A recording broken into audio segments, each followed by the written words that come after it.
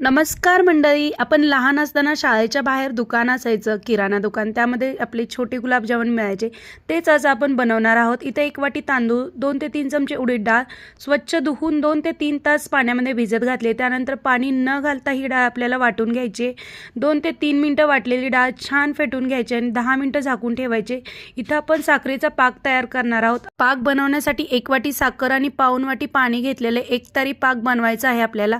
आपलं पीठही छान भिजून तयार झालेला आहे. इथे मी अर्धा चमचा बेकिंग पावडर घालते, रेड कलर घालते, फूड कलर. छान असं मिक्स करून आपल्याला याचे छोटे छोटे गुलाबजामुन तळून घ्यायचे. अगदी सेम जसं आपण लहान असताना दुकानामध्ये गुलाबजामुन मिळायचे तसेच होतात. मस्त गुलाबजामुन तळलेले तयार आहेत. आता हे तळलेले गुलाबजामुन आपण साखरेच्या पाकामध्ये घालून घेणार आहोत आणि 10 ते 15 मिनिटं मुरायला ठेवणार आहोत. छान असे गुलाबजामुन तयार होतात.